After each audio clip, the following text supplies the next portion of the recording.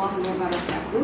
Today I'm going to introduce to you the 6 qualities of Sahaba, but I'm going to give the introduction.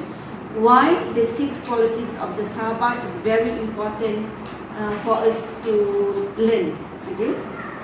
Today, people understand the word success as last time, if you have no house, now you got a house, you're considered successful.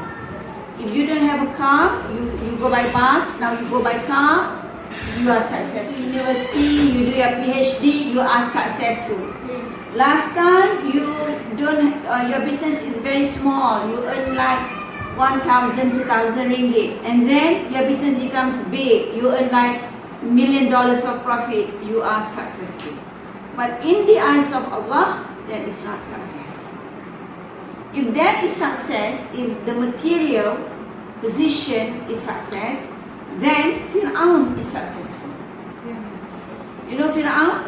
He is a great king during the time of Musa alayhi salam. It is said that his empire is as big as the whole world. His empire. So he has slaves, he has wealth, gold, he has everything. So Fir'aun has everything. But Fir'aun does not have iman, does not believe in Allah subhanahu wa ta'ala. So when a person does not believe in Allah subhanahu wa ta'ala, even though he has everything with him, the world is under his feet, but in the eyes of Allah, is nothing. The person is nothing.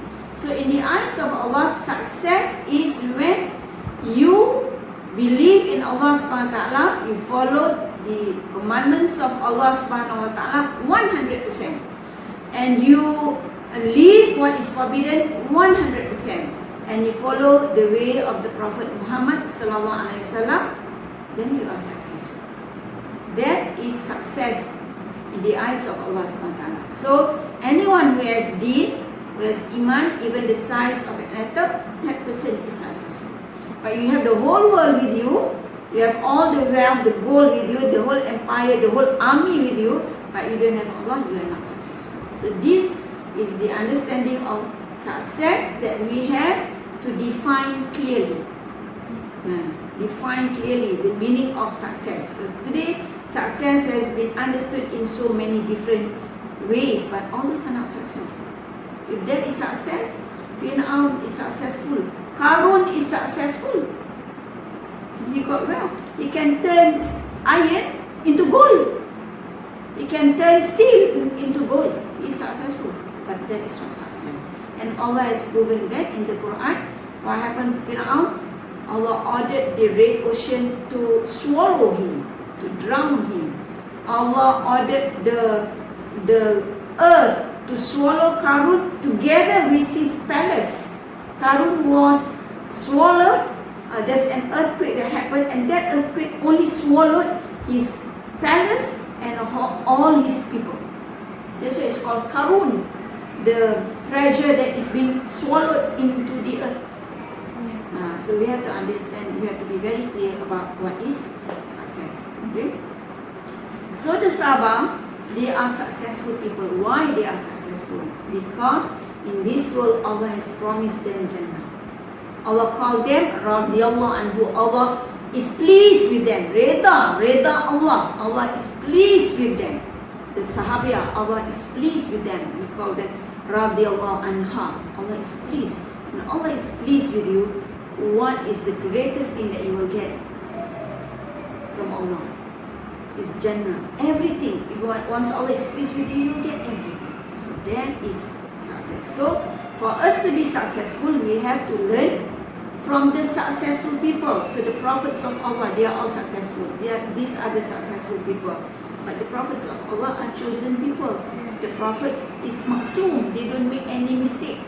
So we are normal people. So we are like the Sahaba, normal people, but Allah is pleased with the Sahaba. Why Allah is pleased with the Sahaba? Because the Sahaba follow 100% what Allah orders, leave 100% what is forbidden, and the Sahaba follow exactly the Sunnah of Nabi Sallallahu Alaihi Wasallam. So that's why we have to talk about the qualities of the Sahabat because we want to learn how the Sahabat gets deen into their life. How does deen come perfectly into the life of the Sahabat? So that's why we learn this quality. When you have the quality of successful people, you are able to bring deen completely into your life. So that's the intro why we are studying the 6 qualities of the Sahabat. Now all of us, including me, we don't have the qualities yet. We are just talking about it. So that the more we talk about it, then the quality gets inside us. It's like if you talk more about dunya, what gets into you? Dunya. If you talk more about Allah, what gets into you? Allah gets into you. So we talk about the qualities of the Sahabat, so that the qualities of the Sahabat gets into us. When we have that quality, then complete deen will come into our life. Okay, that's the introduction for the qualities of the Sahabat.